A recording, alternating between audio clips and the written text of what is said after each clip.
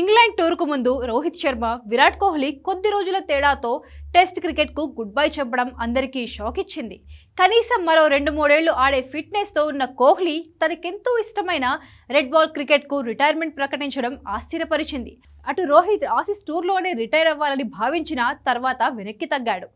రిటైర్మెంట్కు ముందు మైకిల్ క్లార్క్కు ఇచ్చిన ఇంటర్వ్యూలోనూ రోహిత్ ఇంగ్లాండ్ పర్యటన గురించి మాట్లాడాడు.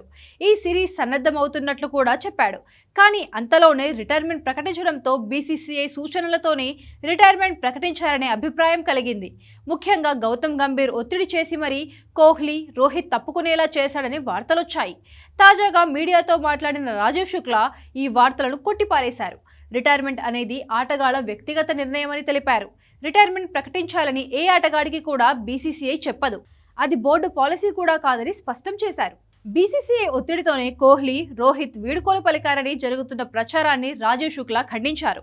ఇంగ్లాండ్ పర్యటనలో కోహ్లీ, రోహిత్ లేని లోటు స్పష్టంగా కనిపిస్తోందన్నారు. రిటైర్మెంట్ వారి వ్యక్తిగత నిర్ణయమని స్పష్టం చేశారు. ఏ ఆటగాడికి కూడా రిటైర్మెంట్ ప్రకటించాలని బీసీసీ చెప్పదన్నారు. రోహిత్, కోహ్లీ గొప్ప బ్యాటర్లని, వారిని మిస్ అవుతూనే ఉంటామని చెప్పుకొచ్చారు. టెస్టులకు వీడ్కోలు పలికిన వన్డేలకు అందుబాటులో ఉండడం సంతోషించే విషయమని గుర్తు చేశారు. ఇదిలా ఉంటే శుభ్మన్ గిల్ బ్యాటర్గా, కెప్టెన్గా రాటు తేలుతున్నాడని రాజీవ్ శుక్లా కితాబిచ్చారు. ఇంగ్లాండ్ టూర్లో జట్టును బాగా లీడ్ చేస్తున్నాడని ప్రశంసించారు.